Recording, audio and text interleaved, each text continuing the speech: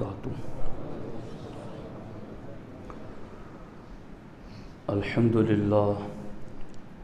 للہ الذی جعل نبینا شاہدا ومبشرا ونذیرا وداعیا الی اللہ بإذنہ وسراجا منیرا، والصلاة والسلام علی النبی حبیبہ المصطفى الذی ارسلہ بالحق والہدى وعلى آلہ واصحابہ اولی الصدق والصفاء، اما بعد فاعوذ باللہ من الشیطان الرجیم، بسم اللہ الرحمن الرحیم۔ یوم تبیض وجوہ وتسود وجوہ، صدق اللہ العلی العظیم وصدق رسولہ النبی الامین المختار الکریم الرؤوف الرحیم۔ انتہائی احترام و عقیدت کے ساتھ حضور سید المرسلین خاتم الانبیاء شفیع المذنبین رحمۃ للعالمین صلی اللہ تعالی علیہ وآلہ واصحابہ وبارک وسلم کی بارگاہ میں اپنی غلامی کا ثبوت دیں، اور جس طریقے سے میں پڑھاؤں میرے ساتھ مل کر بآواز بلند نذرانہ محبت پیش کریں۔ الصلاۃ والسلام علیک یا رسول اللہ، الصلاۃ والسلام علیک یا حبیب اللہ، الصلاۃ والسلام علیک یا نبی اللہ، وعلی آلک واصحابک یا نور اللہ، صلی اللہ تعالی علیہ وسلم۔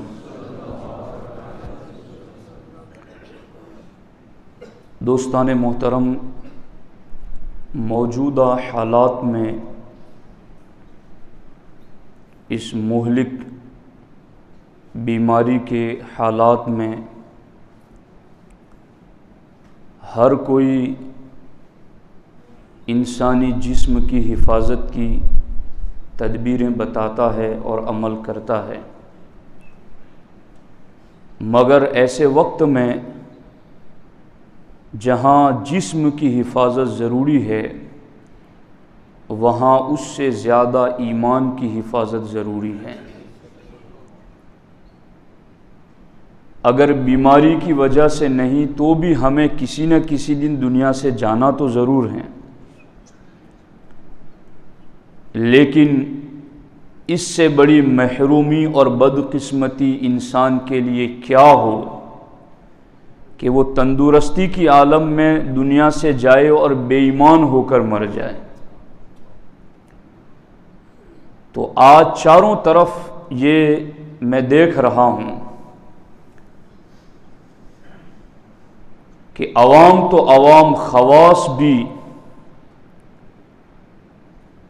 کئی عالم کہے جانے والے اور کئی پیر کہے جانے والے، وہ بھی بد عقیدگی اور خوش عقیدگی میں فرق کیے بغیر ایک ایسے اسٹیج پر یا ایک ایسا ماحول فراہم کرتے ہیں جس کی وجہ سے قوم کے دل و دماغ سے حق اور ناحق کا تصور مٹتا جا رہا ہے۔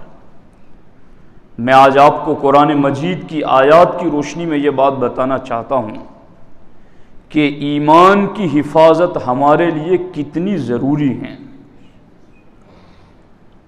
تقریباً 10 آیتیں قرآن کی اس وقت میرے سامنے ہیں۔ سورۃ النساء آیت نمبر 124 میں اللہ رب العزت نے ارشاد فرمایا، وَمَن يَعْمَلْ مِنَ الصَّالِحَاتِ مِن ذَكَرٍ أَوْ أُنثَىٰ وَهُوَ مُؤْمِنٌ فَأُولَٰئِكَ يَدْخُلُونَ الْجَنَّةَ۔ کیا ترجمہ اس کا؟ اور جو کچھ بھلے کام کرے گا، مرد ہو یا عورت، اور ہو ایمان والا، فَأُولَٰئِكَ يَدْخُلُونَ الْجَنَّةَ، تو وہ جنت میں داخل کیے جائیں گے۔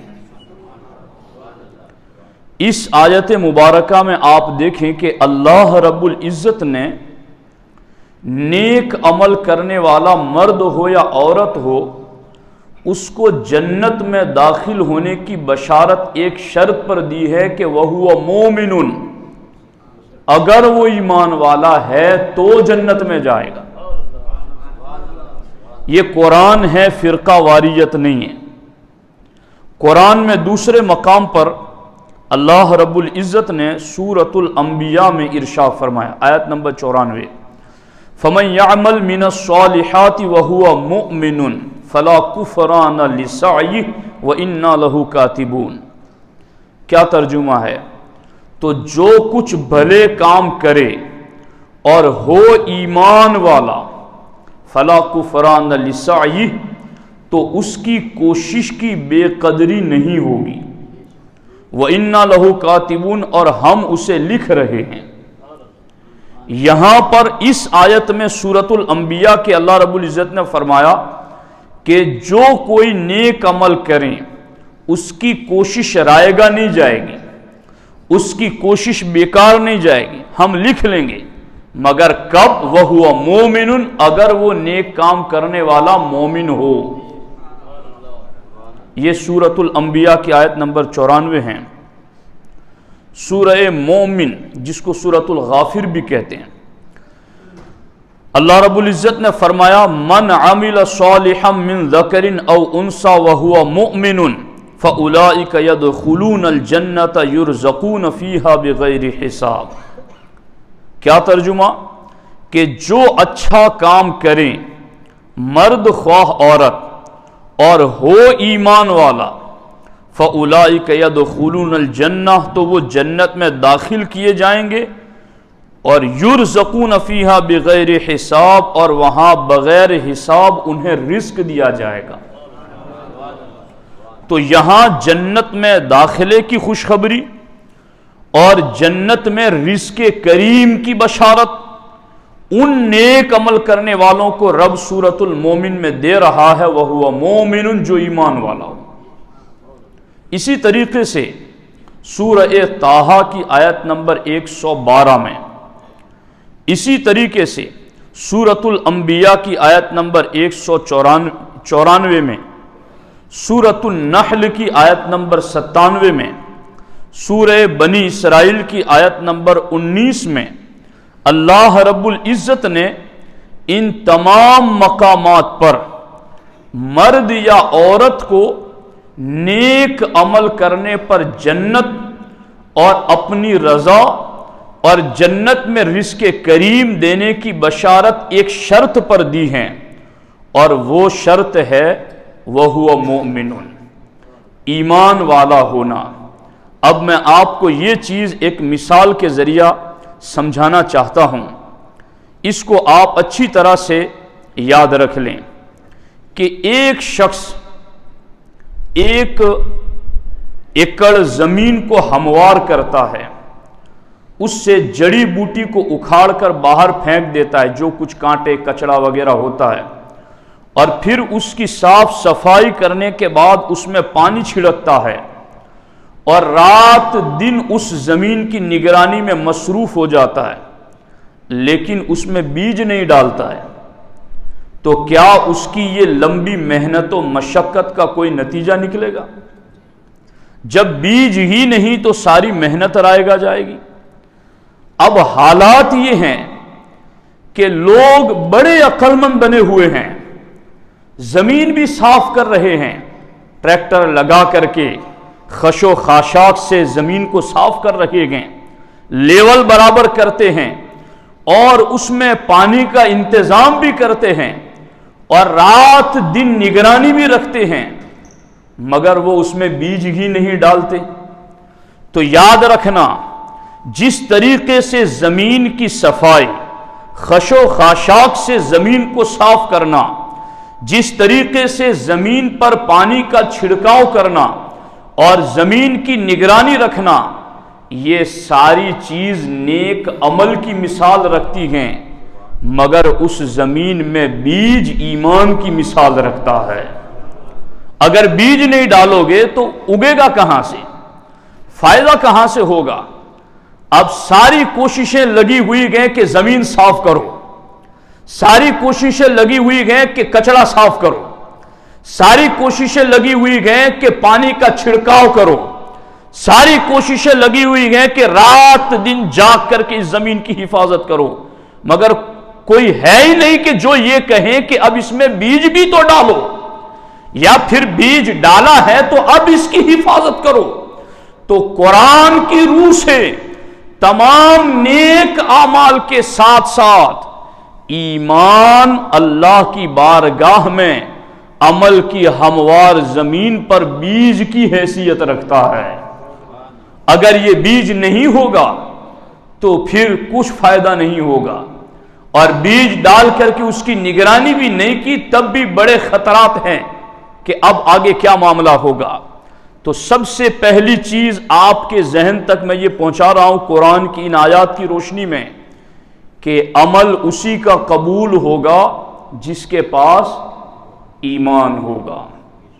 اب ایک دوسرا درجہ آگے آ گیا کہ اب یہ ہر کوئی اپنے آپ کو ایمان والا کہتا ہے، دیوبندی بھی اپنے آپ کو ایمان والا کہتا ہے، غیر مقلد سلفی اہل حدیث وہ بھی اپنے آپ کو ایمان والا کہتا ہے، اور آج کئی جگہوں پر ایسے سارے شتونگڑے آپ کو ایک جگہ نظر آ جائیں گے، اور باضابطہ وہ قوم کو یہ پیغام دیتے ہیں کہ اتحاد قوم کی ضرورت ہے، میں یہ ڈوبے گا تو اکیلا نہ ڈوبے گا، پورے اس کے مریدین ڈوب جائیں گے۔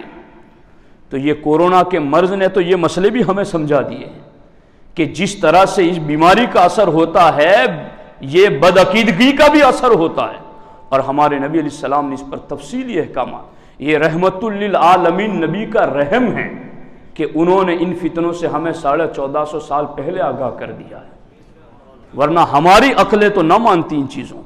جو بندوں نے شریعت سے بغاوتیں کی ہیں، اگر وہ بغاوتیں بھی اپنی جگہ پر رہیں اور آپ کہیں کہ اتحاد بھی ہو جائے تو اس کی مثال ایسے ہی گئیں جیسے نجاست نجاست رہے اور حلوہ حلوہ رہے اور دونوں مل جائیں اور دونوں کہیں کہ چلو اتحاد کر لیتے ہیں، یہ کیسے ممکن ہو سکتا ہے؟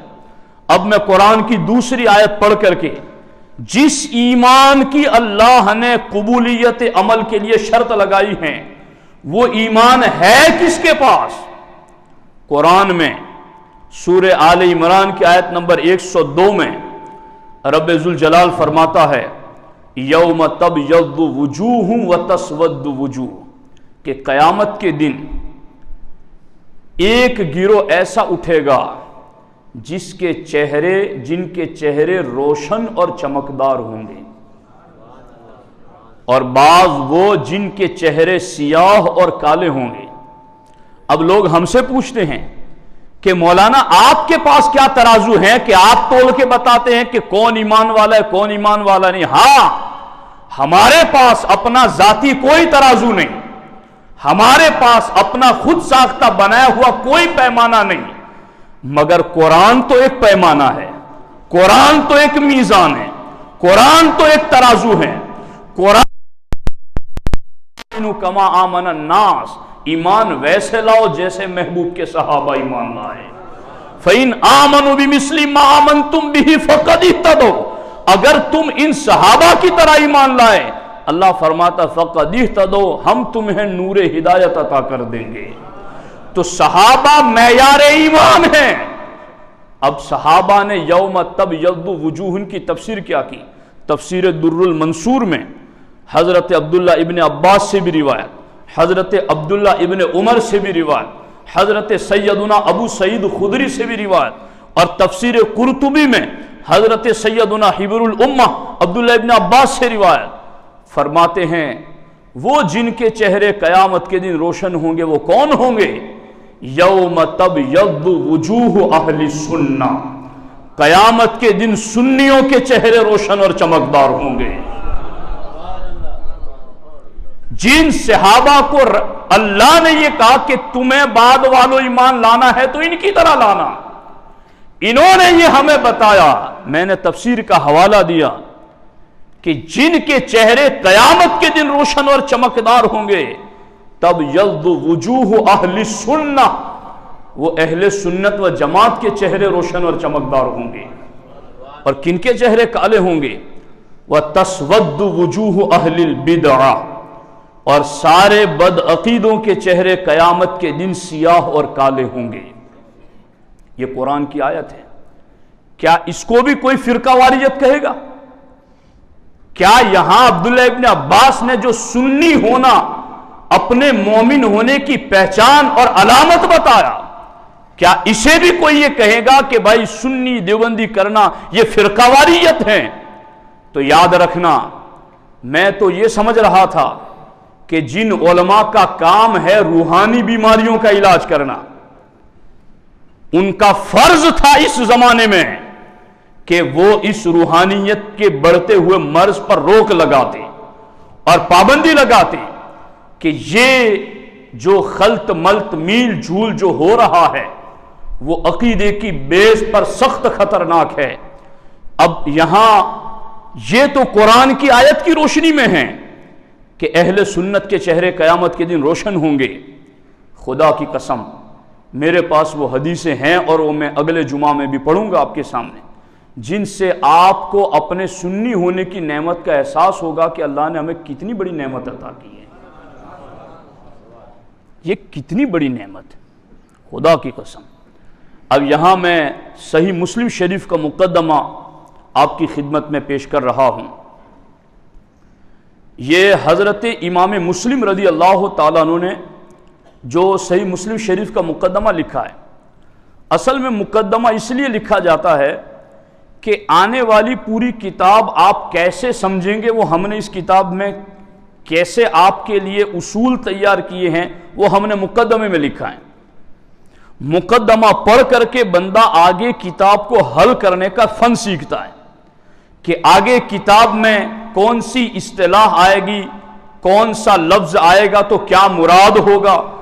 تو آگے پوری کتاب کو سمجھنے کے لیے مصنف ایک مقدمہ لکھتا ہے کہ جس کو پڑھ کر کے آپ آگے کتاب کو سمجھ سکیں۔ اب امام مسلم صحیح مسلم میں کیا لکھ رہے ہیں؟ اللہ اکبر، فرماتے ہیں حضرت محمد ابن سیرین رضی اللہ تعالیٰ عنہ، یہ اپنے وقت کے جلیل القدر محدث اور امام ہیں۔ ان کے بارے میں نے پڑھا کہ یہ علم تعبیر الرؤیا کے امام تھے، خواب کی تعبیر بتانے والے امام گزرے ہیں۔ اور میں نے ان کی سیرت میں پڑھا کہ یہ خواب کی تعبیر کے امام کیسے بنے، تو میں نے پڑھا کتاب میں کہ انہوں نے خواب میں حضرت یوسف علیہ السلام کی زیارت کی، اور قرآن میں علم تعبیر الرؤیا کا خصوصی حوالہ یوسف علیہ السلام کا اللہ نے ذکر فرمایا۔ تو یوسف علیہ السلام کی زیارت کی، اور یوسف علیہ السلام کی زیارت کرنے کے بعد آپ نے کہا کہ میں بھی علم تعبیر الرؤیا آپ سے حاصل کرنا چاہتا ہوں۔ تو یوسف علیہ السلام نے خوابی میں بتا افتح فاک، اپنا منہ کھولو۔ منہ کھولا تو خواب ہی میں اپنا لعاب دہن ان کے منہ میں ڈال دیا۔ امام محمد ابن سیرین کہتے میں تھا ابن سیرین، یوسف علیہ السلام نے لعاب دہن ڈال دیا، صبح کو اٹھا تو علم تعبیر الرؤیا کا میں امام بن چکا تھا۔ یہ وہ حضرت محمد ابن سیرین مقدمہ مسلم میں امام مسلم ان کا قول ذکر کر رہے ہیں اپنی کتاب مسلم سمجھانے کے لیے۔ فرماتے ہیں لم یکون یسألون عن الاسناد، اے لوگو ہم پہلے کوئی حدیث کے نام پر بات لے کر آتا تھا تو ہم اس کی سند نہیں پوچھتے تھے، سند نہیں چیک کرتے تھے۔ سند کا مطلب ہے فلاں نے فلاں سے سنا، فلاں نے فلاں سے سنا، اور فلاں نے صحابی رسول سے سنا۔ تو یہ جو صحابی رسول اور بعد والوں میں جو واسطہ ہوتا ہے اس کو سند کہتے ہیں۔ تو امام محمد ابن سیرین کہتے ہیں لم یکون یسألون عن الاسناد، کہ ہم پہلے سند کے بارے میں پوچھ گچھ نہیں کرتے تھے۔ کوئی کہتا تھا حدیث ہے، ہم لے لیتے تھے، سن لیتے تھے، لکھ لیتے تھے۔ مگر فلما وقعت الفتنۃ، مگر جب بد عقیدوں کے فتنے پیدا ہو گئے، بد عقیدوں کے گروہ پیدا ہو گئے، تو اب ہم کیا کرتے ہیں؟ فرماتے ہیں قالوا تو اب ہم کہتے ہیں سموا لنا رجالکم، تم حدیث ہمیں سنا رہے ہو، بتاؤ تیرے استاذ کا نام کیا ہے، تیرے استاذ کا نام کیا ہے، اس کے استاذ کا نام کیا ہے، کہیں کوئی بیچ میں بدعقیدہ تو نہیں؟ سموا لنا رجالکم، اپنے استادوں کے نام گنواؤ۔ اور پھر جب وہ نام گنواتے تو آگے امام ابن سیرین کہتے ہم کیا دیکھتے؟ فَيُنظَرُ إِلَىٰ أَهْلِ السُّنَّةِ، تو ہم ان کی پوری سند میں سنی چیک کرتے تھے، کہو نا سبحان اللہ۔ فَيُنظَرُ إِلَىٰ أَهْلِ السُّنَّةِ، ہم ان کی سند میں سنی چیک کرتے تھے، اور جب سنی ہوتا تو کیا کرتے تھے؟ فَيُؤْخَذُ حَدِيثُهُمْ، تو ہم ان کی حدیث کو سنتے بھی تھے، یاد بھی کرتے تھے، اور اپنی کتابوں میں لکھ بھی لیا کرتے تھے۔ یہ ہیں، تو یاد رکھنا اس چیز کو، اس پر کبھی آپ کے دل میں ایمان اور عقیدے کے اعتبار سے کوئی جھول نہیں آنا چاہیے۔ میں پورا سال آپ کو عمل بتاتا رہوں گا کہ یہ نہ کرو یہ کرو، مگر کوئی یہ نہ سمجھ لیں کہ اب ایمان کی کوئی فکر نہیں، عقیدے کا کوئی معاملہ نہیں، بس عمل کرو تو یہ ثواب ملے گا۔ قرآن کی یہ 10 آیتیں جو میں نے تقریباً پڑھی آپ کے سامنے، ان ساری آیتوں میں اللہ فرماتا ہے عمل تمہارا اسی وقت قبول ہوگا جب تمہارا ایمان درست ہوگا، اور ایمان درست نہیں تو پھر کیا ہوگا؟ هل ننبئكم بالاخسرین اعمالا الذين ضل سعيهم في الحياة الدنيا وهم يحسبون انهم يحسنون صنعا۔ اللہ فرماتا ہے هل ننبئكم بالاخسرین اعمالا، کیا میں تمہیں عمل کے اعتبار سے سب سے زیادہ نقصان اٹھانے والوں کا پتہ نہ بتا دوں کہ عمل کر کے سب سے زیادہ نقصان اٹھانے والے کون ہیں؟ الذين ضل سعيهم في الحياة الدنيا، کہ دنیا میں جن کی کوششیں ہی گمراہ ہو گئی،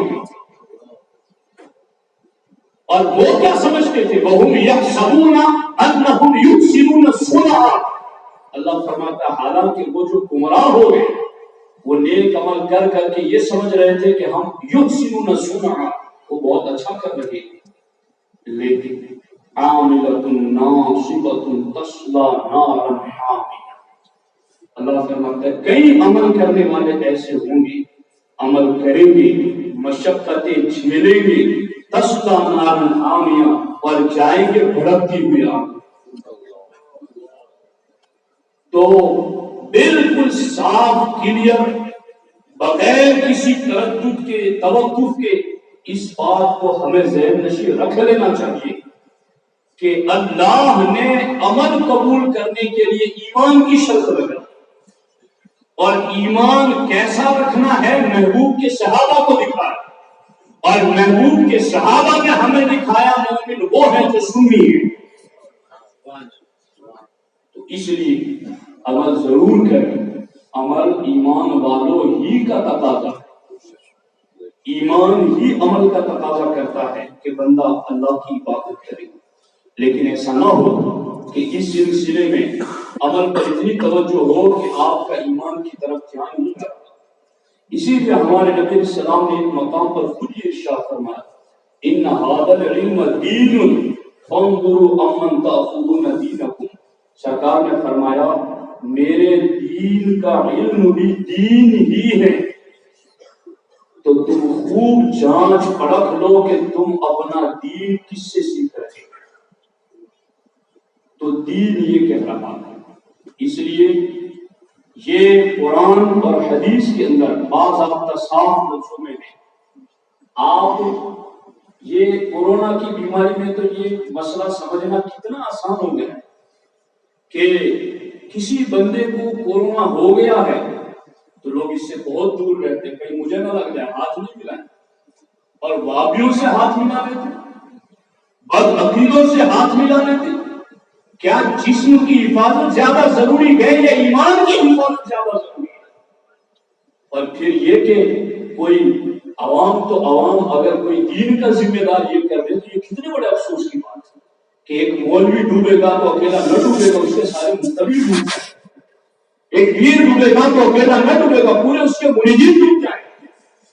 تو یہ کورونا کے مرض نے تو یہ مسئلے بھی ہمیں سمجھا دیے کہ جس طرح سے اس بیماری کا اثر ہوتا ہے یہ بدعقیدگی کا بھی اثر ہوتا ہے، اور ہمارے نبی علیہ السلام نے اس پر تفصیل یہ کہا، یہ رحمت للعالمین نبی کا رحم ہے کہ انہوں نے ان فتنوں سے ہمیں 1450 سال پہلے آگاہ کر دیا، ورنہ ہماری عقلیں تو نہ مانتی یہ چیز، اگر رحمت للعالمین آقا نے یہ ساری چیزیں بتائی تو پھر جس طرح سے کورونا کے مریضوں سے بھاگتے ہو، حالانکہ اس کے بھاگنے کے بارے میں شریعت کا جدا نقطہ نظر ہے، مگر جس طرح اس سے بھاگتے ہو اس سے کئی گنا زیادہ بدعقیدگی سے دور بھاگو، اور جو گھل مل رہا ہے اس سے بھی دور بھاگو، کہیں یہ تمہیں بھی نہ ملے۔